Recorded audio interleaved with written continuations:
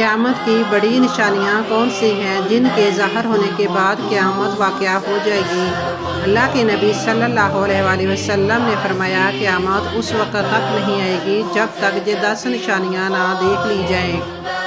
دھواں، دجال، دابۃ الارض، مغرب سے طلوع آفتاب، نزول عیسیٰ مسیح، یاجوج ماجوج کا ظہور، مشرق میں زمین کا دھنسنا، مغرب میں زمین کا دھنسنا، جزیرۃ العرب میں زمین کا دھنسنا، ایک آگ یمن کی جانب سے نکلے گی جو لوگوں کو ہانک کر محشر میں جمع کرے گی۔ بسم اللہ الرحمن الرحیم۔ حذیفہ بن یمان رضی اللہ تعالیٰ عنہ فرماتے ہیں کہ ہم لوگ آپس میں مذاکرہ کر رہے تھے کہ اللہ کے نبی صلی اللہ علیہ وآلہ وسلم تشریف لائے۔ پوچھا کیا باتیں چل رہی ہیں؟ کہا گیا کہ قیامت کا تذکرہ ہو رہا ہے۔ اللہ کے نبی صلی اللہ علیہ وآلہ وسلم نے فرمایا قیامت اس وقت تک نہیں آئے گی جب تک یہ 10 نشانیاں نہ دیکھ لی جائیں۔ علامت قیامت سے مراد قیامت کی وہ نشانیاں ہیں جن کا ظہور قیامت سے قبل ہوگا۔ معتاد احادیث میں قیامت کی بہت سی علامات ملتی ہیں اور قیامت سے پہلے کے بہت سے حالات احادیث میں بیان کیے گئے ہیں۔ رسول اللہ صلی اللہ علیہ وآلہ وسلم نے فرمایا جس کا مفہوم ہے کہ قیامت کی بڑی نشانیاں تسبیح کے دانوں کی طرح ہیں، جب تسبیح ٹوٹتی ہے تو دانے بکھر جاتے ہیں۔ قیامت کی بڑی نشانیوں میں دجال کا خروج ہے۔ دنیا جب سے بنی ہے تب سے قیامت تک دجال سے بڑا فتنہ نہ تو آیا ہے نہ آئے گا۔ حضرت عیسیٰ علیہ السلام کا نزول، یاجوج اور ماجوج، ان کے قبیلے کا کسی کو علم نہیں کہ کہاں ہیں اور ان کو ذوالقرنین نے اللہ کی مدد سے کہاں قید کیا تھا۔ 3 ایسے بڑے زلزلے جس میں زمین کے 3 مختلف حصے نیست و نابود ہو جائیں گے۔ ان میں ایک زلزلہ مشرق میں، ایک مغرب میں اور ایک جزیرۃ العرب میں آئے گا۔ دھواں جو پوری روئے زمین پر پھیل جائے گا جسے قرآن میں الطوفان کہا گیا ہے۔ سورج کا مغرب سے طلوع ہونا یہ سب سے بڑی نشانی ہوگی اور اس کے بعد روایات کے مطابق توبہ کے در بند ہو جائیں گے کیونکہ یہ ایک بالکل واضح نشانی ہوگی۔ دابہ پورا نام دابۃ الارض، ایک جانور جو زمین سے نکلے گا اور ہر انسان کی پیشانی پر نشان لگائے گا۔ ایک آگ جو یمن میں لگے گی اور لوگوں کو ہانکتی ہوئی محشر کی طرف لے جائے گی۔ یہ نشانیاں کسی ترتیب میں نہیں اور کس ترتیب میں ظاہر ہوں گی یہ اللہ ہی بہتر جانتا ہے۔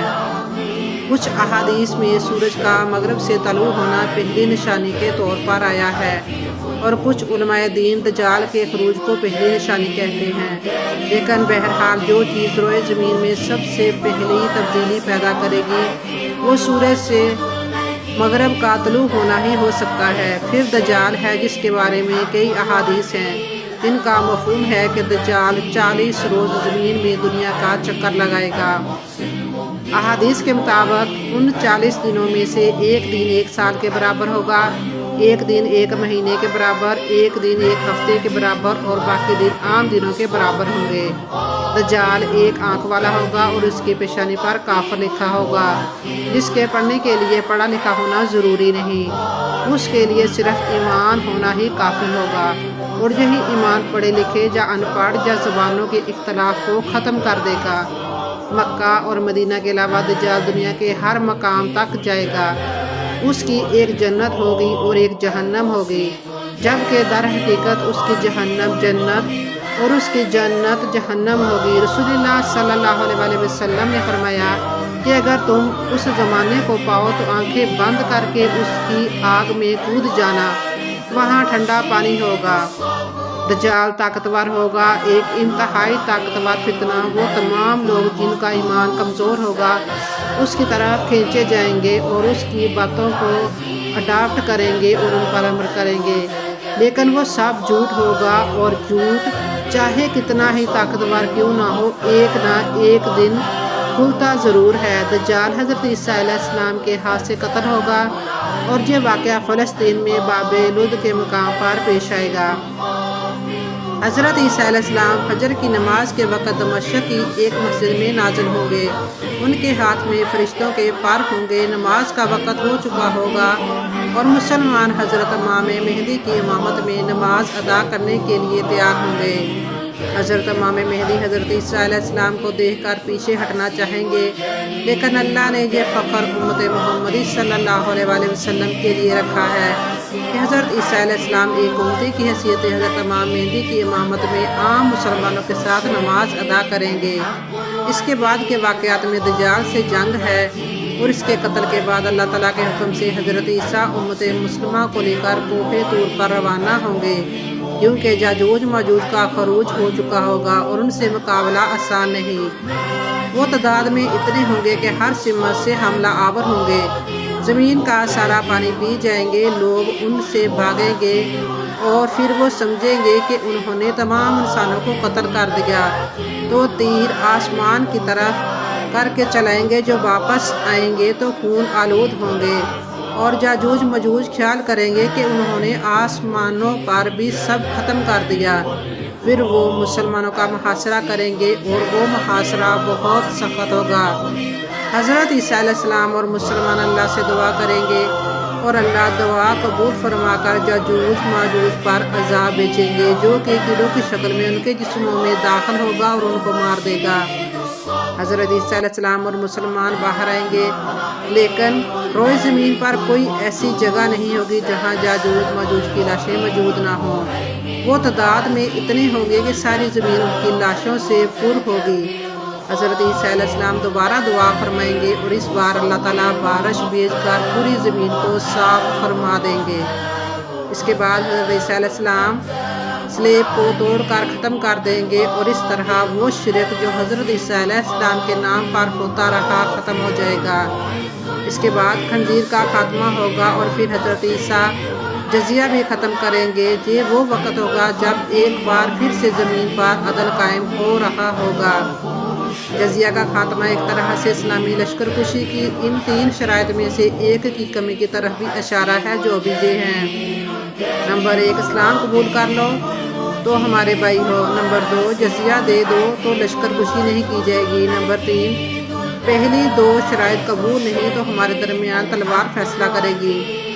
حضرت عیسیٰ علیہ السلام ان میں سے جزیہ والی شرط ختم کر دیں گے، اور مشرکین کے پاس صرف 2 ہی راستے ہوں گے: اسلام یا جنگ۔ حضرت عیسیٰ علیہ السلام اسلام کو وہ آخری فتح دیں گے، اور اس کے بعد روئے زمین پر امن پھیل جائے گا۔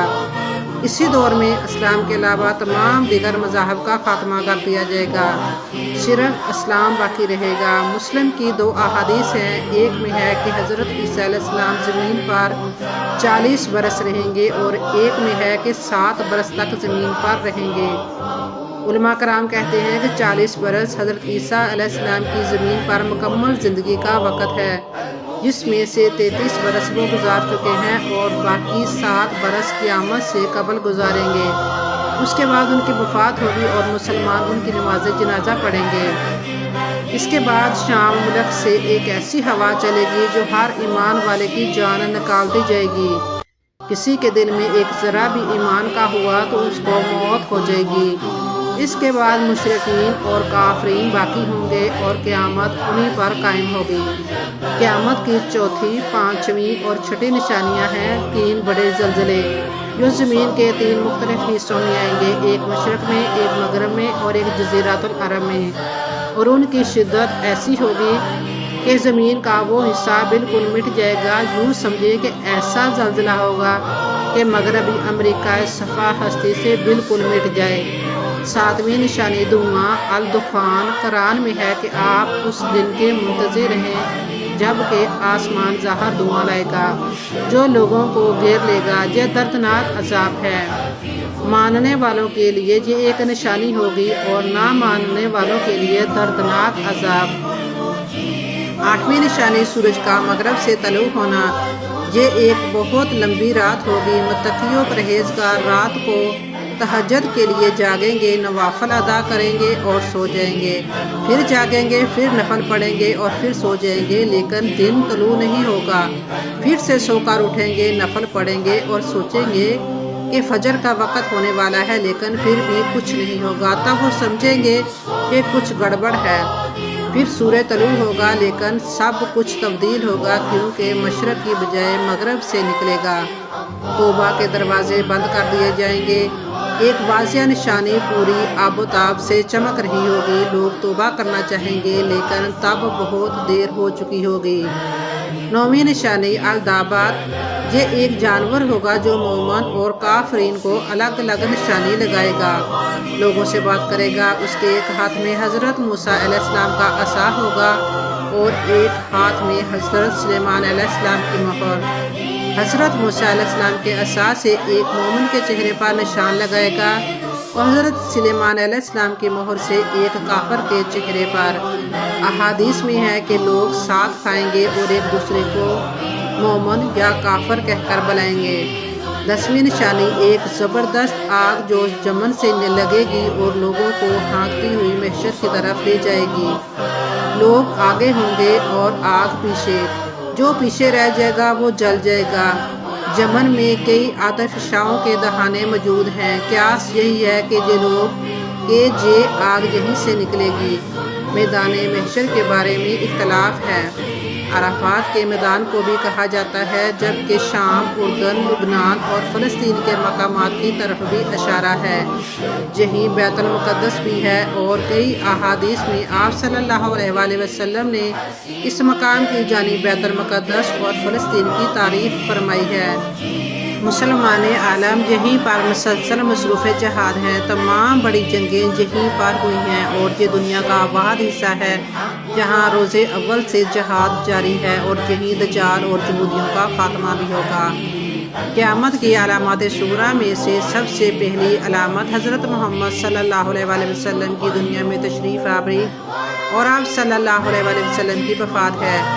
پچھلی آسمانی کتابوں میں آپ صلی اللہ علیہ وآلہ وسلم کا لقب بنی السعد لکھا ہے، جس کا معنی ہے قیامت کا نبی، یعنی آپ صلی اللہ علیہ وسلم وہ آخری نبی ہوں گے کہ جن کی امت پر قیامت قائم ہو گئی۔ اولاد نافرمان ہو جائے گی، بیٹیاں تک ماں کی نافرمانی کرنے لگیں گی، دوست کو اپنا اور باپ کو پرایا سمجھا جانے لگے گا، علم اٹھ جائے گا اور جہالت عام ہو جائے گی۔ دین کا علم لوگ دنیا کمانے کے لیے حاصل کرنے لگیں گے، نااہل لوگ امیر اور حاکم بن جائیں گے، اور ہر قسم کے معاملات، عہدے اور مناصب نااہلوں کے سپرد ہو جائیں گے۔ جو جس کام کا اہل اور لائق نہ ہوگا وہ کام اس کے سپرد ہو جائے گا۔ لوگ ظالموں اور برے لوگوں کی تعظیم اس وجہ سے کرنے لگیں گے کہ یہ ہمیں تکلیف نہ پہنچائیں۔ شراب کھلم کھلا پی جانے لگے گی، زناکاری اور بدکاری عام ہو جائے گی، اعلانیہ طور پر ناچنے اور گانے والی عورتیں عام ہو جائیں گی، گانے بجانے کا سامان اور آلات موسیقی بھی عام ہو جائے گی۔ لوگ امت کے پہلے بزرگوں کو برا بھلا کہنے لگیں گے، جھوٹ عام پھیل جائے گا اور جھوٹ بولنا کمال سمجھا جانے لگے گا۔ امیر اور حاکم ملک کی دولت کو ذاتی ملکیت سمجھنے لگیں گے، امارت میں خیانت شروع ہو جائے گی، امارت کے طور پر رکھوائی جانے والی چیزوں کو لوگ ذاتی دولت سمجھنے لگیں گے۔ نیک لوگوں کی بجائے رذیل اور غرض کار قسم کے لوگ اپنے اپنے قبیلے اور علاقے کے سردار بن جائیں گے، شرم و حیا بالکل ختم ہو جائے گی، ظلم و ستم عام ہو جائے گا، ایمان سمٹ کر مدینہ منورہ کی طرف چلا جائے گا جیسے سانپ سکڑ کر اپنی بل کی طرف چلا جاتا ہے۔ ایسے حالات پیدا ہو جائیں گے کہ دین پر قائم رہنے والے کی وہ حالت ہوگی جو ہاتھ میں انگارہ پکڑنے والے کی ہوتی ہے۔ قیامت سے پہلے حضور اکرم صلی اللہ علیہ وآلہ وسلم کی امت میں سے 30 بڑے کذاب اور دجال آئیں گے، ہر ایک نبوت کا دعویٰ کرے گا، حالانکہ حضور اکرم صلی اللہ علیہ وآلہ وسلم آخری نبی ہیں۔ آپ صلی اللہ علیہ وآلہ وسلم کے بعد کوئی نبی نہیں۔ عراق کا مشہور دریا فرات سونے کا ایک پہاڑ یا سونے کا ایک خزانہ ظاہر کرے گا جس پر لوگ لڑیں گے، چنانچہ اس لڑائی میں ہر 100 میں سے 99 قتل ہو جائیں گے۔ ممکن ہے سونے کا پہاڑ یا سونے کے خزانے سے مراد عراق کا تیل ہو۔ جب یہ علامتیں ہو چکی ہوں گی تو سخت قسم کا عذاب شروع ہوگا، اس میں سرخ آندیاں آئیں گی، آسمان سے پتھر برسیں گے، کچھ لوگ زمین میں دسا دیے جائیں گے، لوگوں کی شکلیں مسخ ہو جائیں گی، پھر پے در پے کئی نشانیاں ایسی ظاہر ہوں گی جیسے ہار کا دھاگا ٹوٹنے پر مسلسل دانے گرتے ہوتے ہیں۔ جب قیامت کی تمام نشانیاں ظاہر ہوں گی تب حکم الہی سے حضرت اسرافیل علیہ السلام سور پھونکیں گے جس سے سب کچھ فنا ہو جائے گا۔ پھر جب اللہ تعالیٰ کو منظور ہوگا تب دوبارہ سور پھونکا جائے گا۔ اس کی پہلی کڑک اتنی ہولناک ہوگی جو کانوں کو بہرا کر دے گی۔ ایک ایسا زلزلہ آئے گا جو پوری زمین کو جھنجھوڑ کر اس کے ایوانوں اور محلوں کو زمین بوس کر دے گا۔ قرآن مجید میں اللہ تعالیٰ نے فرمایا، جب کہ زمین ہلا دی جائے گی جس طرح اس کو ہلانا ہے۔ پھر ایک اور جگہ پر اللہ تعالیٰ نے ارشاد فرمایا، اور اس دن زمین اور پہاڑ دونوں اٹھا کر پاش پاش کر دیے جائیں گے، بس اس دن واقعہ ہونے والی واقعہ ہو جائے گی۔ یہ دنیا فانی ہے، اس دنیا کا خاتمہ یقینی ہے، مگر اس دنیا کا خاتمہ کب ہوگا اس کا علم صرف اور صرف اللہ تعالیٰ کی ذات کو ہے۔ قرآن مجید میں ارشاد باری تعالیٰ ہے، بے شک قیامت کا علم اللہ ہی کے پاس ہے۔